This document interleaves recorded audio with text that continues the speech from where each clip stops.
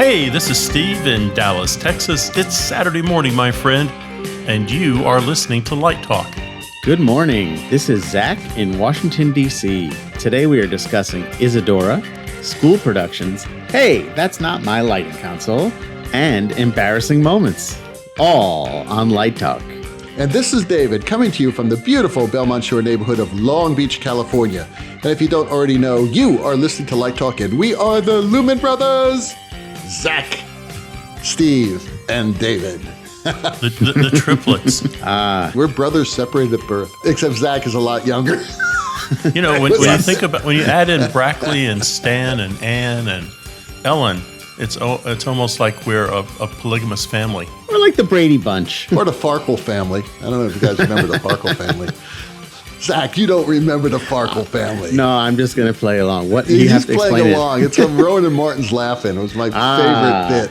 It was about a very sort of wholesome family, and the parents have black hair, and of course, all the kids have red hair, and the next door neighbor has red hair. So yeah, it's right. Subtle, I do sort of remember subtle that. humor, you know, for the sophisticated people in the 60s. Did that happen before or after the painted go-go dancer? Oh, you're talking about Goldie Hawn. Yeah. That was during. Yeah. That was during that. The Farkel family was a staple. But anyway, welcome everyone to episode 230. And we're gonna start off today with news. And we got lots of news today. Unfortunately, a little bit of sad news, and that has to do with the death of Charlie Watts of the Rolling Stones. Yes. Oh, man. I think he was the classiest guy in the Rolling Stones. I really do. Not that that's a hard thing to be. That's true. But he was always classy, you know? Yes. First of all, he was Very a jazzer. restrained. He was the only jazzer in the Rolling Stone. Right. So he was into blues and jazz. And a lot of people said, he's not that great of a drummer. You know, he had very simple fills and all that. Are you kidding me? He was a great drummer. He was a great rock and roll drummer. And what a lot of people don't know is that he was also a pretty fabulous set designer. He designed the stages for the 1975 Lotus Tour and the 1989-90 Steel Wheels Tour, the Bridges to Babylon Tour, the Licks Tour, and the Bigger Bang Tour. Boy, I bet a lot of designers would love those gigs. And they were terrific. They were beautifully designed and quite inventive.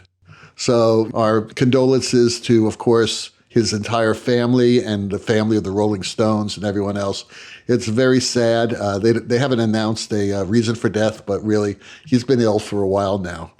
Yeah. I was reading about that. He had been apparently struggling with throat cancer since 2006. Yeah. So it's been a while on that, and you know how cancer can be, but we don't know. And we just say that we'll miss you, Charlie, and I know that all your buds are going to miss you too. And in the music world, Don Everly has passed away. Oh, yes. He From the was Everly 84, Brothers. 85, something like that. Wow. So you're right. It's been a bad day. Yeah, and it's just been a bad week so far. And we're only at, Tuesday when we're recording this. So let's hope that the rest of the week turns out much better than the beginning of the week. On happier news, we've all started our semesters. And also who's starting their semester are our friends Clifton and Mark Stanley and Clifton Taylor, who have their Studio School of Design. And they're starting their semester in a few weeks. Right. Their first semester, right? It's their, because they had a summer session. Yes. And this is their first semester. You only have one first. It's, hey, I don't have a No, first it's like first. hobbits. You have a meal, then an in-between. Second breakfast. Right. This is their second first. Okay, that's okay. So anyway, the Studio School of Design, we're going to give them a plug because they're friends of ours, but more importantly, they've been on our show. And they've got 3 classes. One is Introduction to Projection Design and Drafting for Revit for Vectorworks users. I find this fascinating. That's going to be facilitated by theater consultant Rachel Gibney of Available Light. So that's a great class.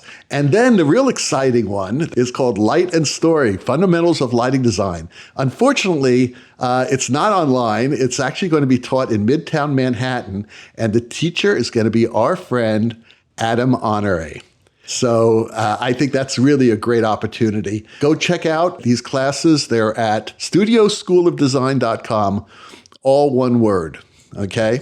I think that it's a very exciting thing to study with Adam, who will also be making his Broadway debut this fall. That's right. That's right. And that's going to be fantastic as well. So we're all excited about that. Get to be with somebody on the cusp of stardom. Exactly. Because, when we had him on the show, he was sort of like just a young tyke.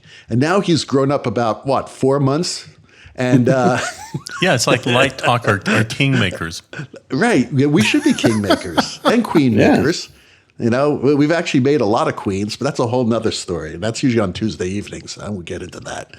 Cut all that out. Yes.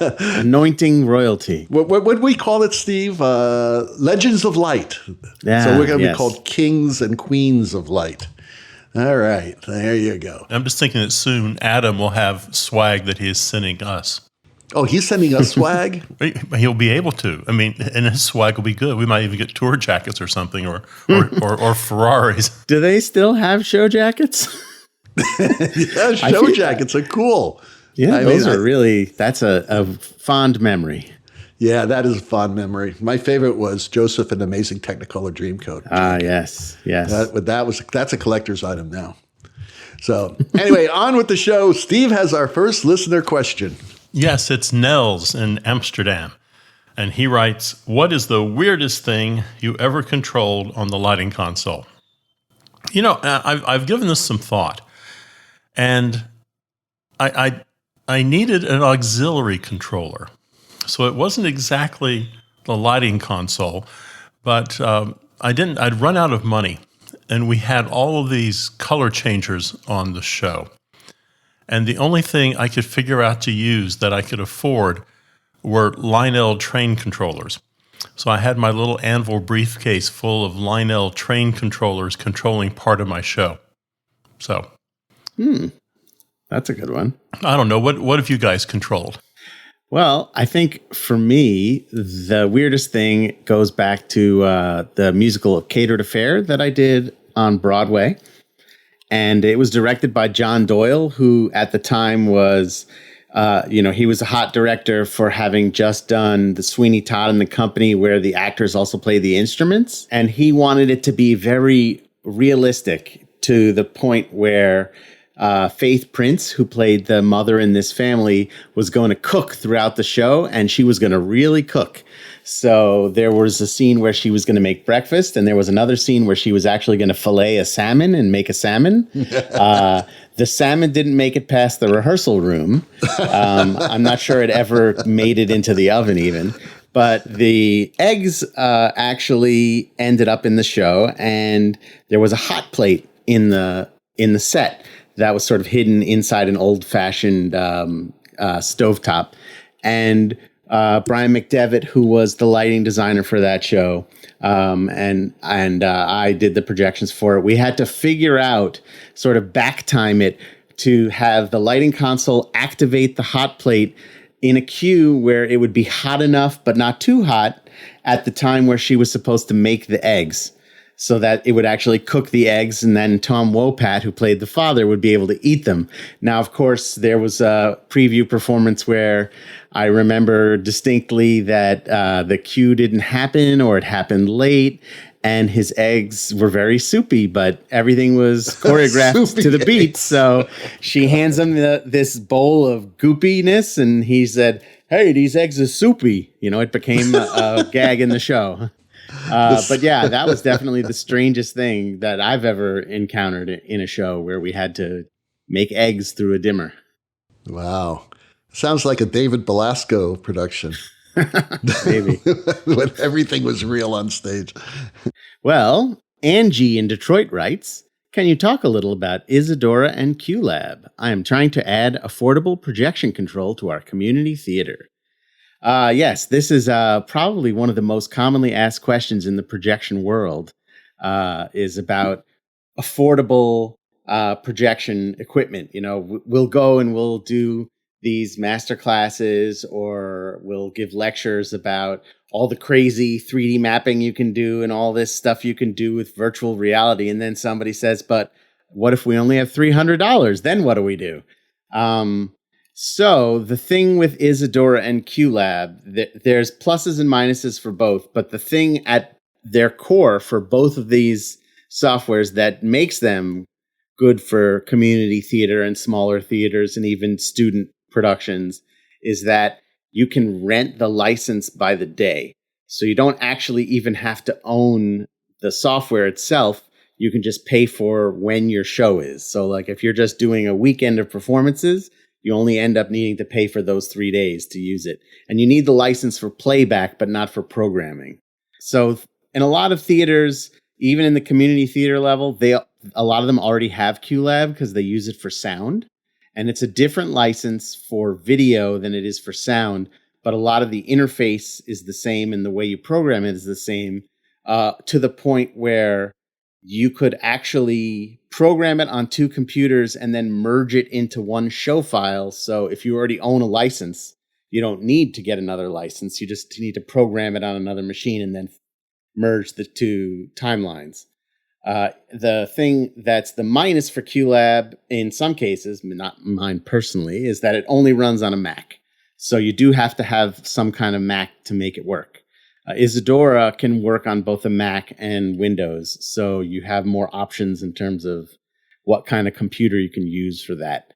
Isadora's more like programming interface is more technical, but the way that it works is it can do a lot more tricks. Like a lot of people were using it to do Zoom theater during the pandemic because you can actually use it to control other software and make it do some interactive stuff, whereas QLab is more of a very robust playback only kind of system. What's the learning curve? I think that Isadora is a little bit more complex. Isadora originally came from being a software that a dance troupe created for themselves when they wanted to do video stuff, and they couldn't find an affordable solution that could do the kind of interactive content that they wanted to do. So they wrote their own, and then they developed it into its own standalone product. QLab is pretty straightforward. I would say in both cases, there's tons of great free resources on the web, especially on YouTube. So pretty much anything you are trying to do, if you just do a quick Google search for it, you'll find a pretty straightforward explanation of how to do that. The challenge with both of these is, when you hit the wall of what's the most it can do, because that does end up being, as with most equipment that we use in the theater, that the more affordable stuff can be great and do a lot of amazing stuff, but then there'll be stuff that it just can't do because there's only so much you can do with like a piece of software that's running off of a laptop kind of thing, without a dedicated piece of hardware for it, because it also still needs to be able to run the operating system and, do its own other processes that the computer needs to do, as well as power the video that's going out to your projector, your LED wall, or whatever your screen is.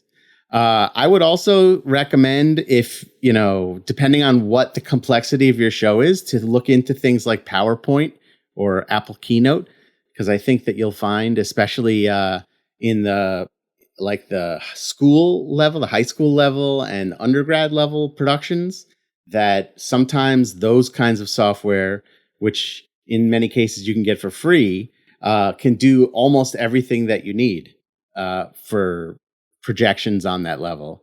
And in some cases, Isadora and QLab may even be overkill for that kind of stuff. If you're doing like a single screen thing where it's just like virtual backdrops and things like that, where you want them to elegantly crossfade and things like that, you can do those kinds of things with PowerPoint. You don't need to go to QLab even for that.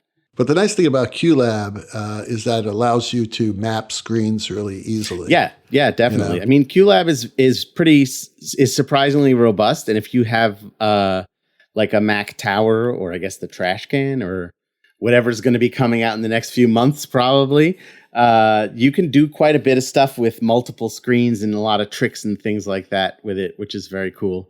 And the other thing that's nice about both Isadora and QLab is that they have MIDI interactivity, so you can have them sync up with lighting consoles. You can use time code with them, so you can have another machine drive QLab or Isadora, or have Isadora or QLab drive another machine if you want to sync up multiple machines, or like do something in time with music and stuff like that. Right. You know, I'm going to go back to what Steve's question was, and because there's a very important hint in this, in the question, the original question, it says, I am trying it to add affordable projection control to our community theater, which means chances are that you're not going to have a total expert in lighting or projections on the show. Right. So I've worked on both Isadora and also QLab. Actually, I taught myself QLab. That it was that easy for me to learn. I think you would probably need some training with Isadora, don't you think, Zach? I would say, if not some training, give yourself some time to learn it before. Right. It's not a software that you want to like figure out in tech. Right. No, definitely. I don't think you want to figure out either of these in tech. But I don't know. My colleague Russell used Isadora some years ago, and he's fairly clever, but he sat down and taught himself Isadora. But Zach's right. Wow. Tech is not the time to learn how to use it. Tech is really not the time to learn how to use anything. Right. And I will say that there's also, people email me directly through my website all the time asking me questions about this, and I'm always happy to answer that. And, Driscoll, who's also on our show all the time, he is the one who taught me how to use QLab. So I knew how to use Watch Out, which I taught him, and then he taught me how to use QLab. And I think he got the better deal. Yeah, maybe. Because Watch Out's more difficult than QLab, don't you think? Right. Plus, I own the licenses, so he has access to that. Oh, man. Yeah, I'll tell you a funny side note about the interfaces. When I was younger and working with Wendell Harrington and programming Watch Out for her, and I asked her about why do we love Watch Out? Why is Watch Out the software that we use on Broadway, et cetera, et cetera? And she said, in the relationship between programmer and designer, Watch Out was the interface that I learned and understood. So for her, she just wanted to use whatever she could look at the screen and figure out what was going on. Absolutely. So that's what she knew, and that's why that became the standard software for a very long time on Broadway, is because that was the one she knew how to look over the shoulder of the programmer and get. So that's something also with Isadora and QLab is like, if you think you're going to share responsibilities or work together with someone else, Isadora is going to be more challenging for them to figure out what you're doing, probably, as opposed to QLab. So Augie in North Carolina writes, I have been asked to recreate my opera lighting design, but with a different console. Any suggestions? Well, this has happened to many of us, where we create a show and they move the show. The show is moved to another theater. And even though we have specified the same lighting console, since we have, of course, all the light cues already done, they've already been recorded, theoretically, all you have to do, if you're using the same types of moving lights as well, is plug in the data and it's going to play back what you created originally. Obviously, you have to refocus the show and make sure that all your presets are the same, and you may have to touch all those up. But once you do that, you have all the data. The data's there. The board is going to read it. It's going to spew it out. It's going to control the lights, and your show is going to be very close. It'll probably be about 80 to 90% there. Okay? That is the right way of doing things. However, this happened to me originally about, a dozen years ago, and I was doing a show, I believe it was in Wales, and we moved it to the Four Seasons Opera House in Toronto, which has terrific equipment, fantastic equipment. But the boards were different.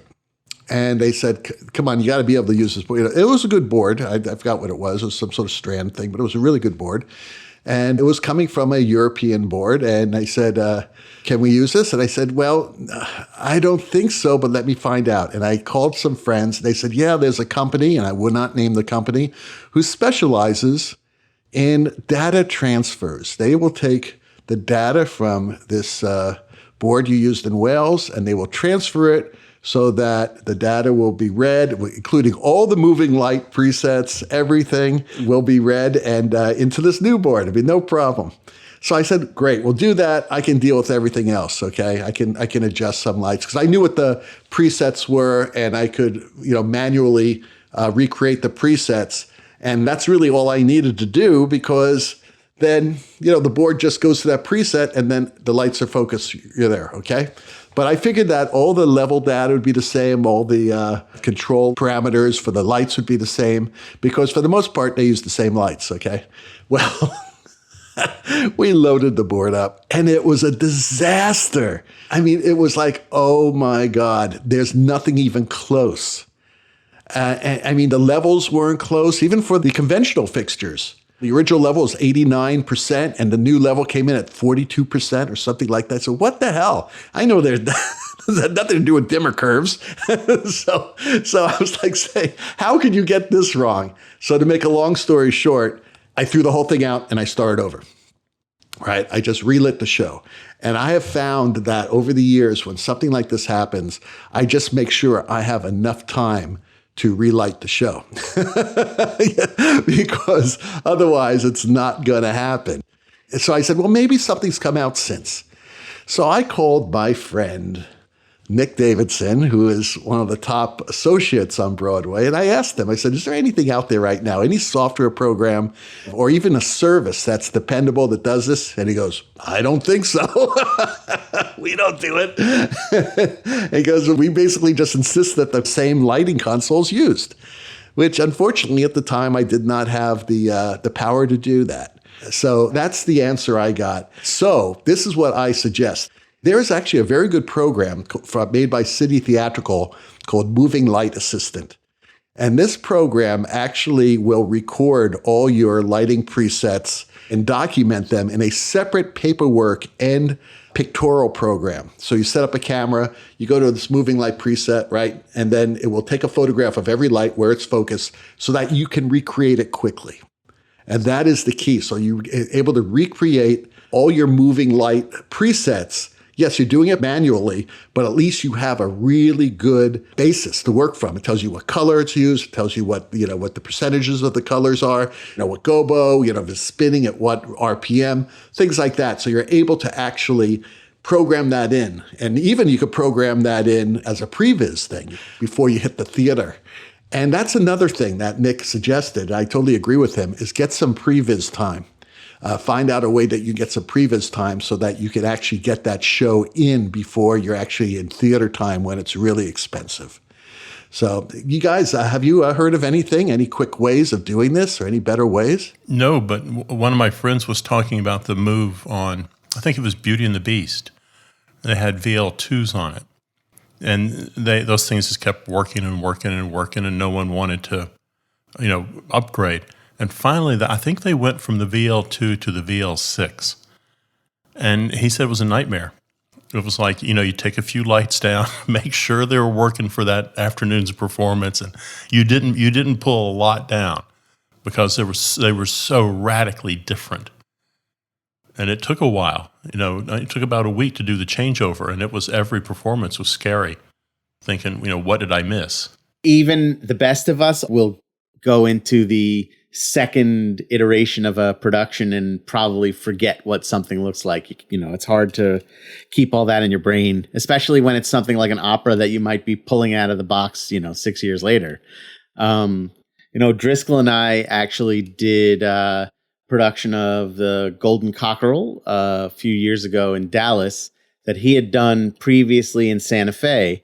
And at Santa Fe, they had a media server called Disguise, which specializes in 3D mapping and stuff like that. And it was a crazy set with all kinds of structures and steel and bent curved things. And it was very beautiful projection mapped stuff.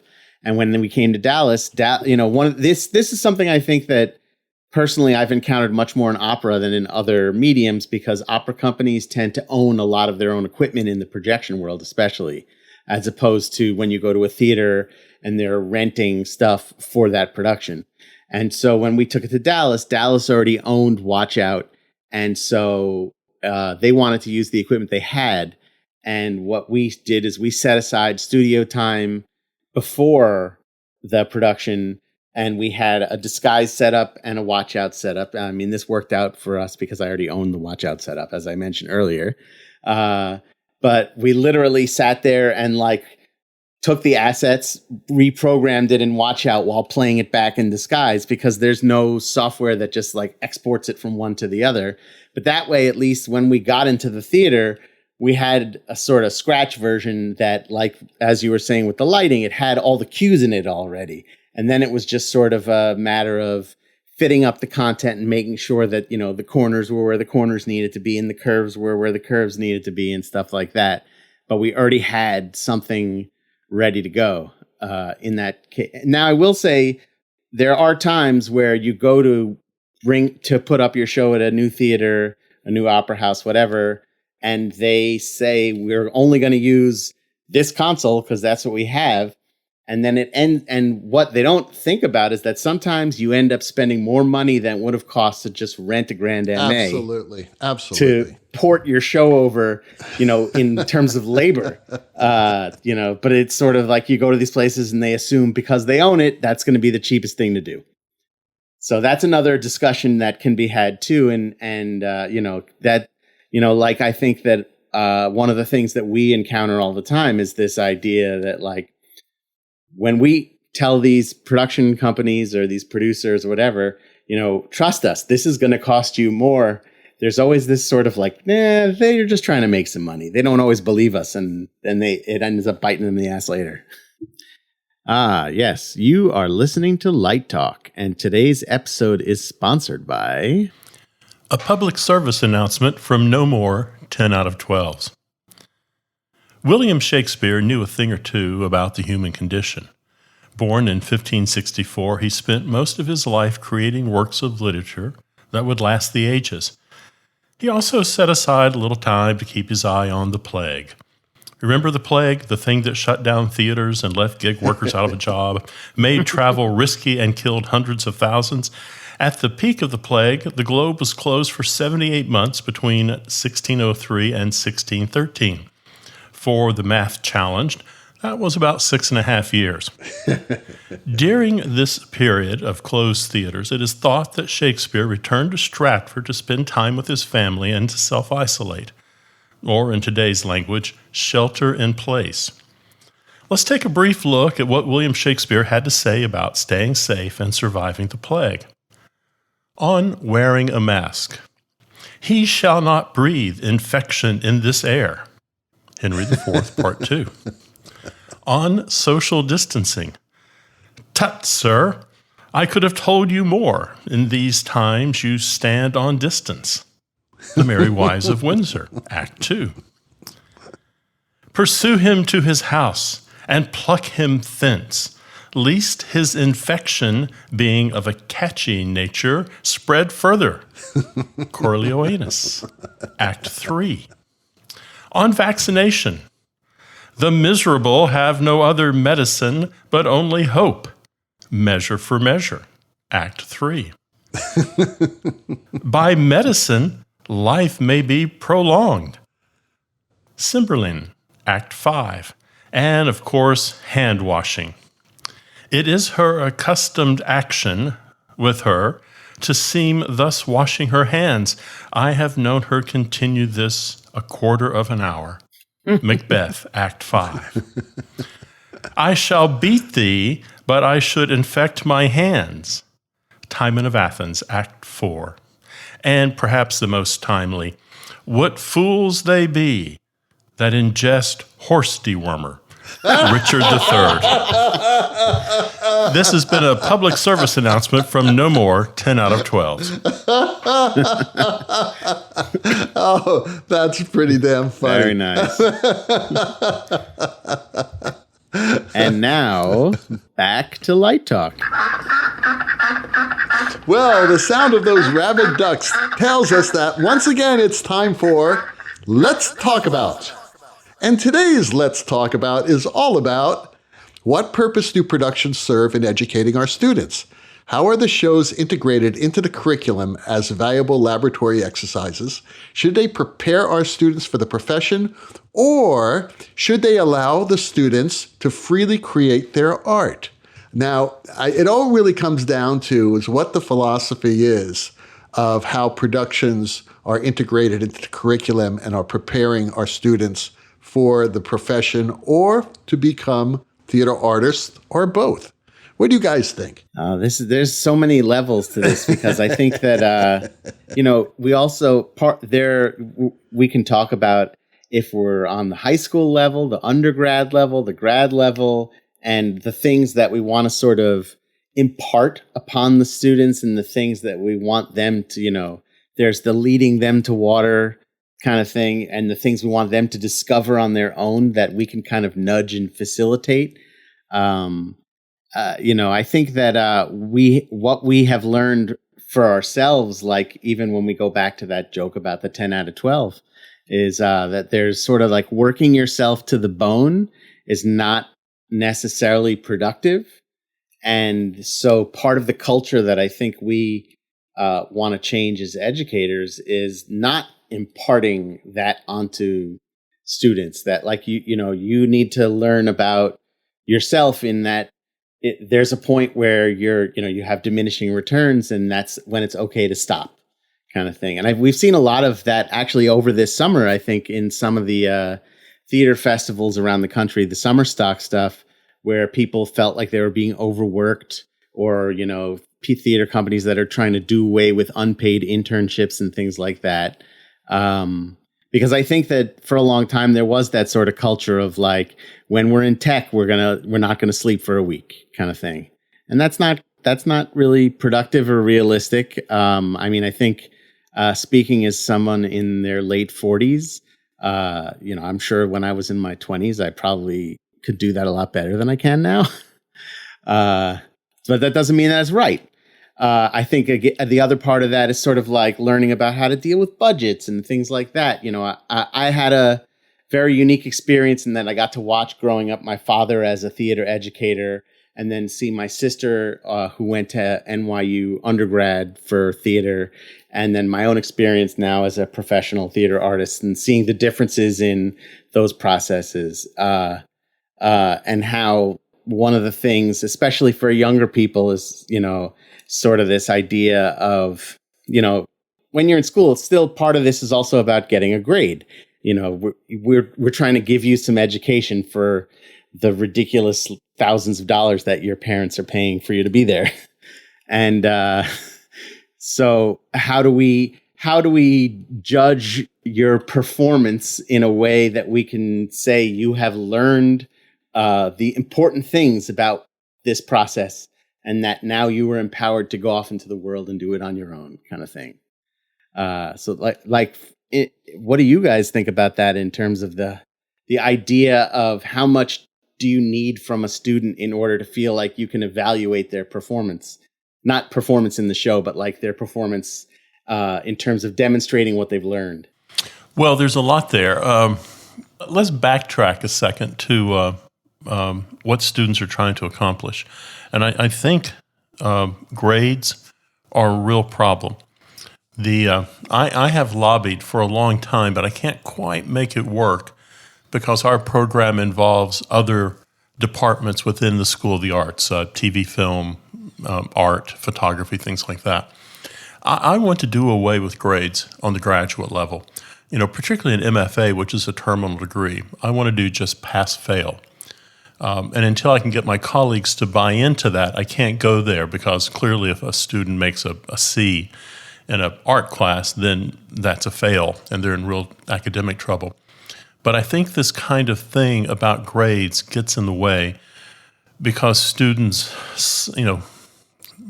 psych themselves out, and rather than produce the work that I need being produced, they produce what they think I want them to produce.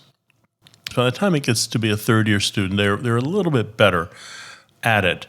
I want them to come in as a colleague to the director, a colleague to the stage manager, rather than this hierarchy of a professor telling them what to do. And, a lot of them have gone to undergraduate schools where that was the successful way to move up through the department. You were that person who did what you were told. And sometimes what you were told was quite good and useful. Other times, you're being told things and that shuts down your creativity completely. You may have come up with a much more sophisticated idea if they had just left you to your own devices. So I'm constantly trying to find a way for students to present their ideas in a meeting with the other designers and the director, and then to kind of hash it out through that process and work through that process in the tech and the dress. And, where they start may not be where they end up by the time we get to opening night, but the journey, I think, is a much better journey.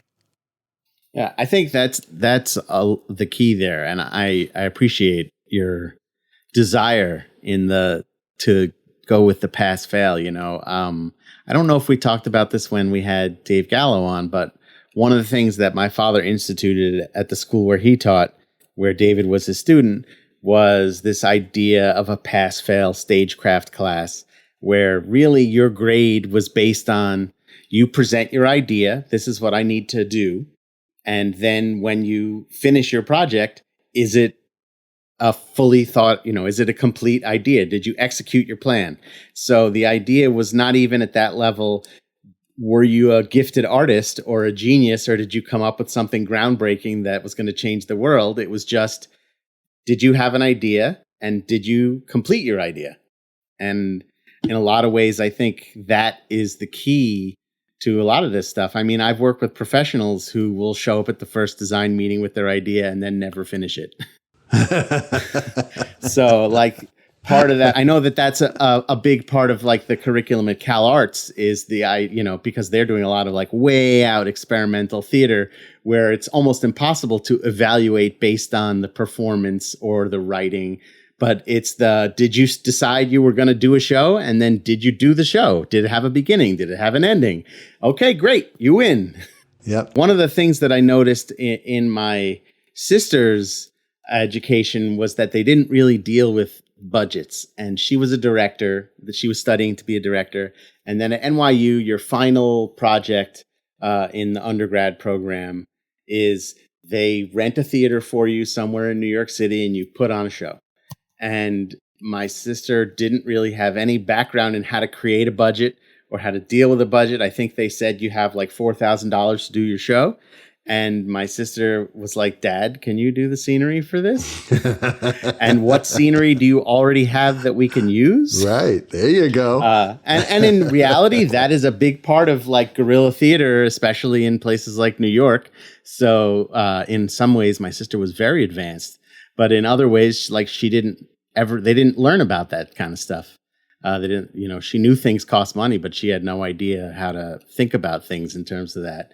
And I think that it's an interesting challenge. I know when I was teaching at Emerson, we had some experiences like that too, because they own some equipment and some of it's very sophisticated equipment. And it's great. The kids have the experience of working on an EOS and having all the great lights, and they didn't have a media server. So we had to rent stuff.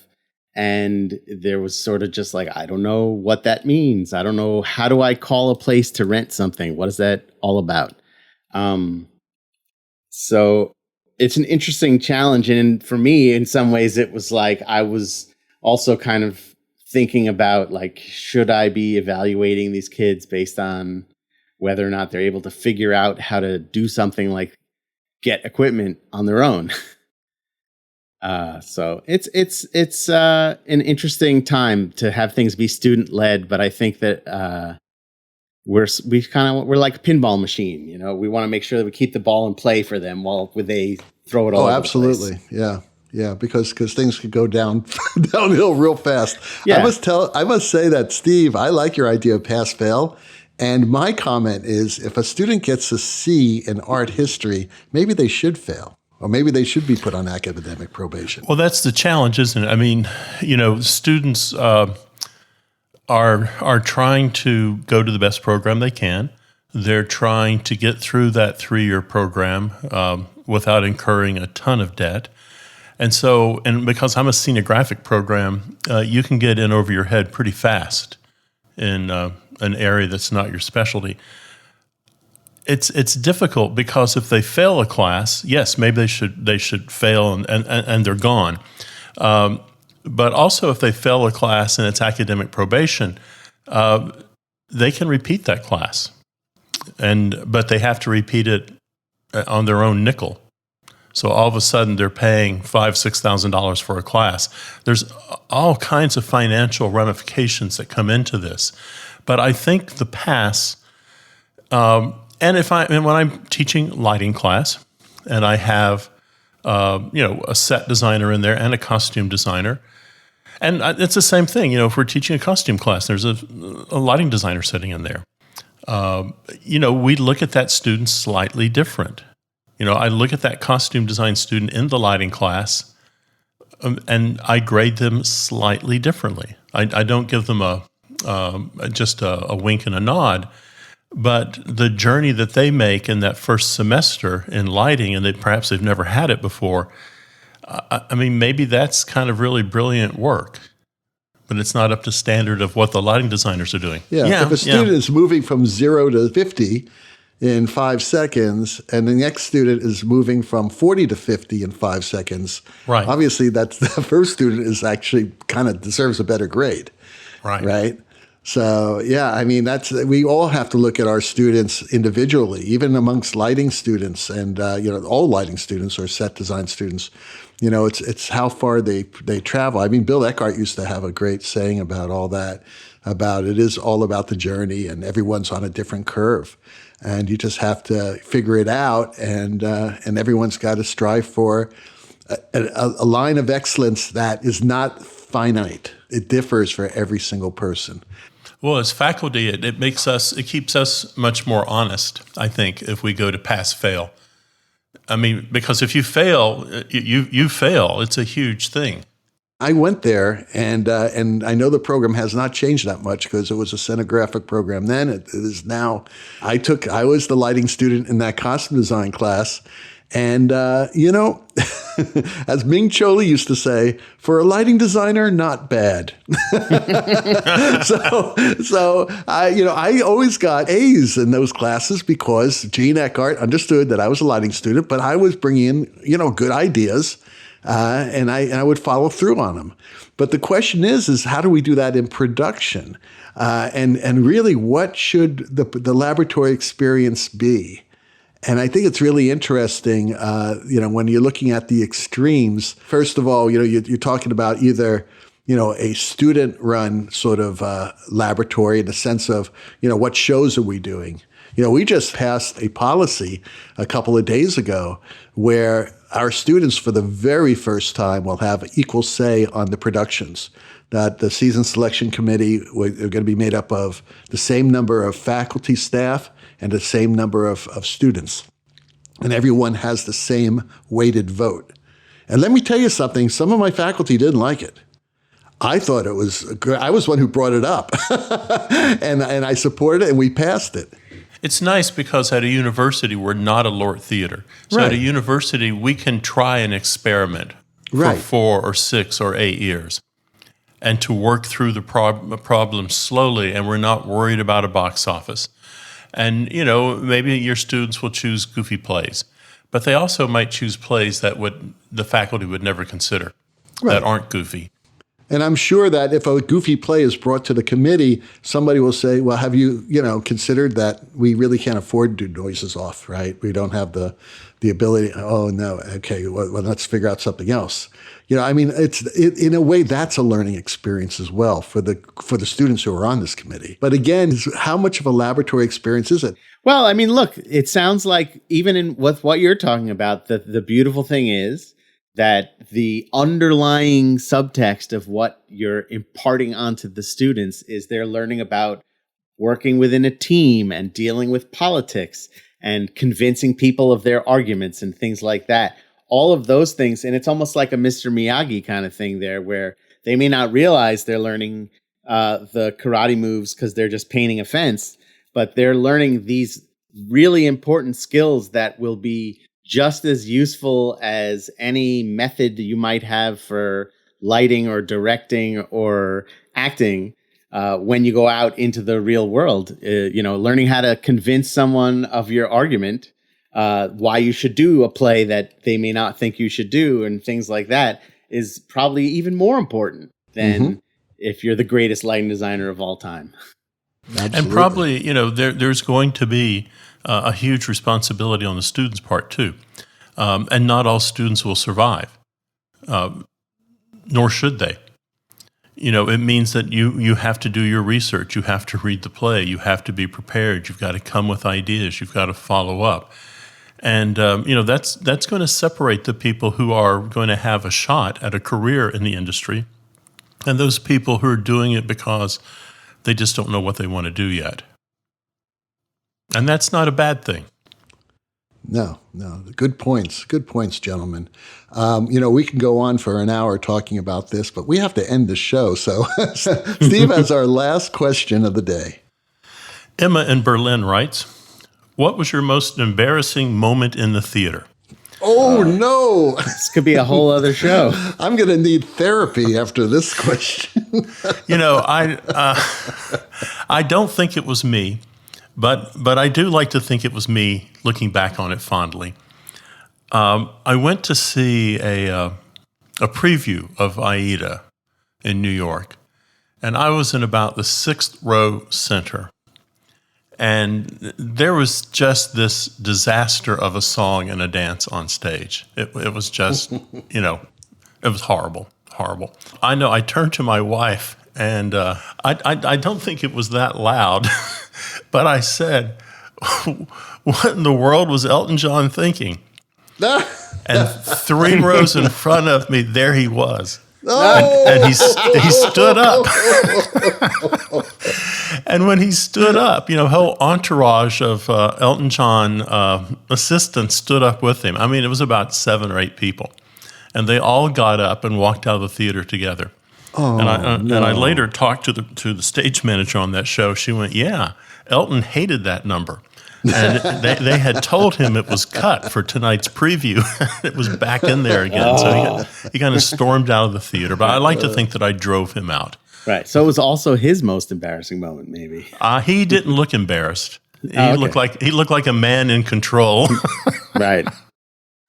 Oh, well, I won't name names, but I will say, I guess I have 2 that are probably tied, but for very different reasons. The first was on one of the first shows on Broadway that I ever had the opportunity to work on. I was the assistant, and I was not the programmer, but I dabbled in some of the programming during a preview rehearsal, like during the day when we only had a few minutes. We wanted to make a quick adjustment. We were using a software called Watchout, which I mentioned earlier. One of the things with Watchout when it crashes or when you update it, it shows the company's logo, Dataton, on the screen in big red letters. And I programmed something that I didn't test before I programmed it, so it crashed during the show. And it was a 1-woman show. And after the show, the one woman who was in the show kind of pushed me against the wall and said, "What the fuck is Dataton?" Because she was supposed to be looking at the screen and then the words Dataton came up.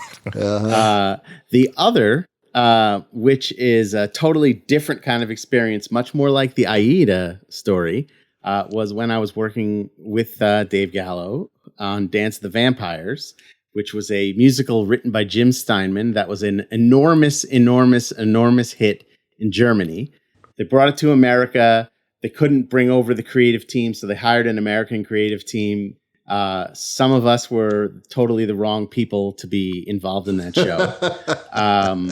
That being said, it was a very campy show. It featured a lot of the Jim Steinman Meatloaf music, like, songs by Meatloaf. It had Total Eclipse of the Heart in it, etc. But in Germany, it was a very campy show. And I don't know if you guys know this, but Germans love campy musicals, which is why it was a big hit there.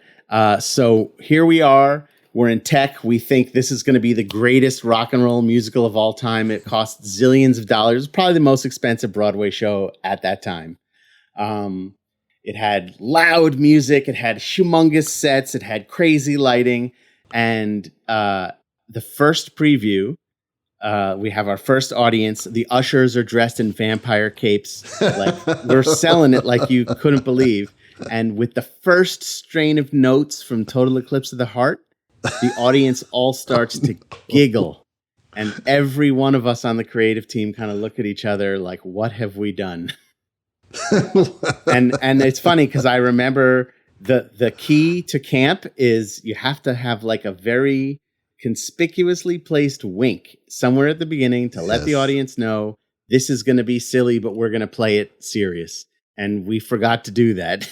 And so the audience just laughed. They didn't laugh with us. They laughed at us. Well, we're talking about one of the worst songs ever recorded. Right. But I saw it in Germany and they loved it. Unlike you, Zach, I had a non-laughing moment. I was at the Joyce Theater lighting a dance, and I had never seen the costumes. I mean, the production was really it was a new production. And for one reason or another, I had seen swatches, and I knew the color, but I'd never actually seen the costume. So we're sitting there in tech, and here come the dancers on stage. And they're wearing, like, their warm-up clothes and sweatpants, and, I mean, just crap, right? Yeah. And so I'm on the headset to the stage manager, and I go, where are the costumes? And the stage manager goes, these are the costumes. Unbeknownst to me, and warning to all of you young lighting designers, I did not know the intercom system was on in the costume shop. So I go, come on, this is a joke. This can't be the costumes. And I mean, here she came. The costume designer comes storming on stage, rightly so, and she just stomps out on stage and she stares me down. And this is a bad moment. And unfortunately, she's really far upstage, and she is so enraged, she's not quite sure where she is. So when she turns to leave, she does not exit left or right. She exits upstage into the scrim. And man, she steps right through it. She puts a foot right through the scrim. And now she's caught like a fly in a web. And there was not a single giggle from anybody. Wow, that's pretty amazing. No one said anything to her about stepping through the scrim. So you got to be aware, where your headset is broadcasting your idiotic statements to. Yes. That's pretty funny. What about you, David? I have so many that if I even tell you one, it's going to throw me into major therapy. But I will tell you one because it happened to me when I was a graduate student at Southern Methodist University. When I was there, I actually was able to design lighting sets, and I also composed music too. And there was a show we were doing my third year, and it was a play called The Cry of Players. And I was designing the lighting and composing the music for this show. And The Cry of Players is about young William Shakespeare. It's obviously fictionalized, about how he got involved in theater. And there's one section of the play where, because he's an artist or he's done something, I forgot what it was, they string him up to the public whipping post and they whip him. They actually flog him on stage. And I thought that I was going to be very creative. And whenever he was whipped, as a sound effect, they used to have this synthesizer. It was an ARP synthesizer, 2600, Zach. Remember the 2600? Nice. I had a 2600, and for every whip, I had a sound that went, choo, pew. Well, I can hear that sound in my head. Choo, pew. Right. It was like this, LFO, filter going, choo, and that sort of thing. Like Star Wars. And then to top it off, I had all these aircraft landing lights that were focused on him, and one would come on, then the next one would come on, and the next one would come on, and the next one would come on. And the first time we all saw it in the theater, I thought it was great. I said, oh man, rock and roll, baby. This is going to be great. We see the cue and we hear it, and all of a sudden, because this thing lasted about 40 seconds, this whipping, this flogging, after about 10 seconds, the laughter started and continued. It wasn't a performance, it was a tech rehearsal. So they were just, and I was mortified. Oh my God. But you know something? After a couple seconds, I realized this was really funny. No wonder why they're laughing, because it's stupid. So then Alan Heaton, who was my lighting teacher, sneaks up behind me after it was over. He says, remember what I talked about in class about brick bats? Hitting the audience over the head with a brick bat. I said, he got it. We're cutting this cue. That was a very embarrassing moment. And yet maybe that as a sign, the brick bats need to go and pay a visit to Sir Andrew Lloyd Webber, since that's the core of the of every Jesus Christ Superstar that's ever been done. Well, the rocking sounds of the Luminoids tells us that once again you've spent another morning listening to Light Talk. You can hear our show on Spotify, iTunes, Google, YouTube, livedesignonline.com, Amazon Prime Music, and just about every podcast site out there. Check out our website on lighttalk.org for future guests, and be sure to follow us on Facebook and subscribe to our podcast. That way you will not miss a second of Light Talk insanity.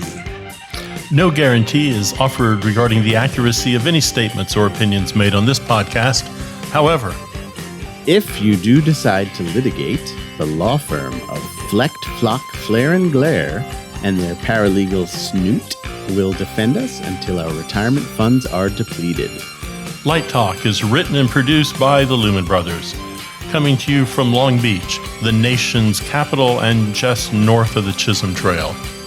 And be sure to join us next week when Ellen, Steve, and I pontificate about more useless things and crazy shenanigans in our industry. Light Talk, broadcasting questionable Lumen knowledge and humor around the world. So we'll see you all next Saturday morning. Bye-bye from Light Talk. Toodles.